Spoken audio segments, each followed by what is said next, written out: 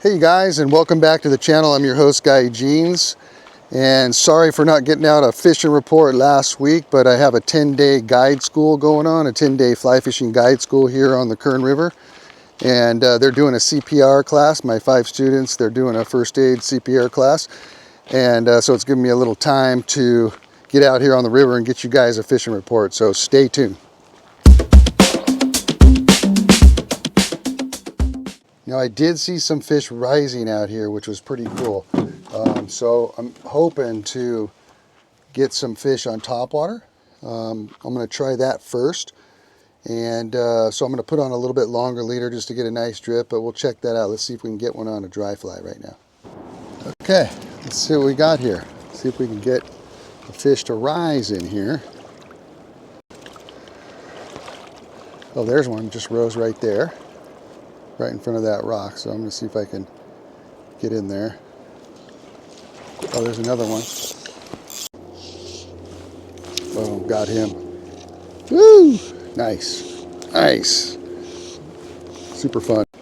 Now let's see if I can keep him on. Nice.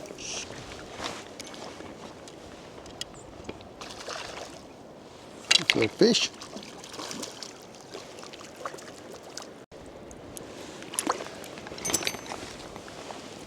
All right, let's get back in there.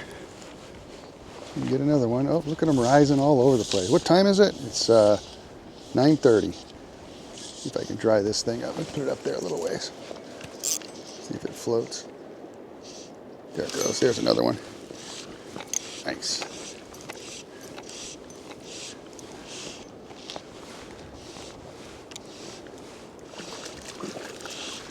You know, it's crazy. You know, when that little hatch comes off, you know, really crazy how many fish there are that you see in the river, you know. Like, you have no idea how many fish are in the river until the little hatch comes off.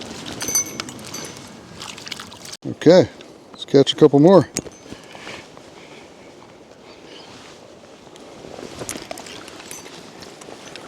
Okay, so I just took a water temperature reading and it is 52 degrees. I'm in the 20-mile section of the Upper Kern. I'm actually in the low flow section. I'm going to put some waders on. Water's a little chilly. It's supposed to get hot today. So, you know, wearing waders in the middle of the day might be a little bit warm, but right now I'm going to put these on and put on my Corker's boots. Okay, so what am I going to be using out here? Well, I'm going to tie on a little dry fly about size 18. And it is a parachute Adams.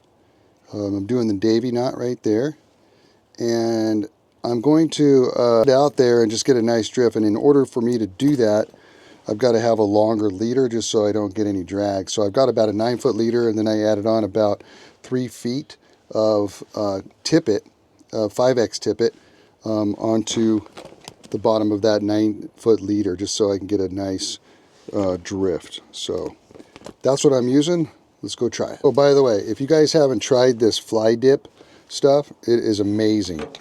Keeps your flies, all you do is you just take your dry fly and you just dip it right in there, and that's it.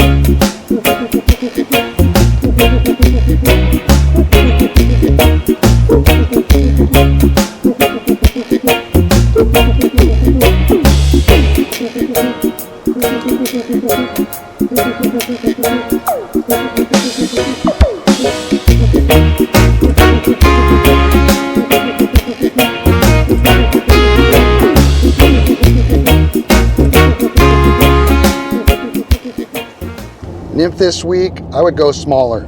Go small Baetis type nymphs, hare's ears,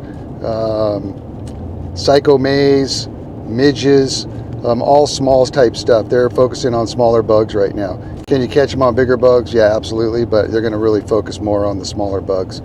So make sure to have at least one smaller bug on there, you know, in the 18 to 20 size range, nymph-wise. Dry flies is going to be that parachute Adams or blue-wing olive type mayfly in the smaller versions as well, 18 to 22s. So the flows right now, they're roughly about 250 on the upper Kern. They're about 600 on the lower Kern below Lake Isabella. But the flows are perfect right now on the upper Kern. It's just a gorgeous place to be right now to go fishing. That's for sure. If you guys haven't subscribed to the channel, there's about 20,000 of you watching right now. So, hey, it's real easy. Just hit that subscribe button. It's helping the channel grow. It's helping me out. And I could keep doing these fishing reports for you guys. So please hit that subscribe button and that notifications bell.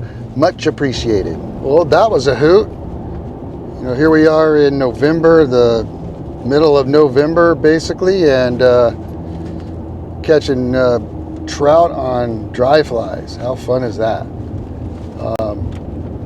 I want to thank you guys for watching. I'll be back next week with another report on the Kern River here from the Kern River Fly Shop Fishing Report. Take care. All right, let's see if we can catch a couple more on the dry here.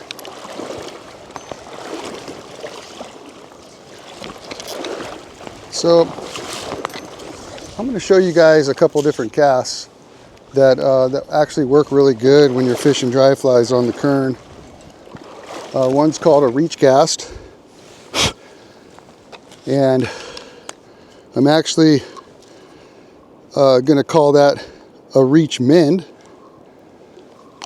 So it's actually an aerial mend, and I'm going to do my mending or reposition my fly line in the air.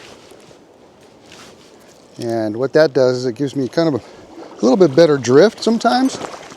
And it also, if I'm doing an upstream presentation like this, I don't want to cast straight up at the fish like this most of the time because I'll line the fish, right?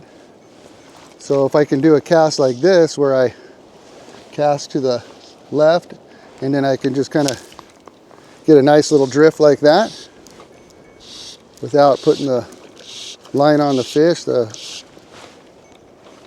fish might eat it. All right, let's get this guy. Perfect.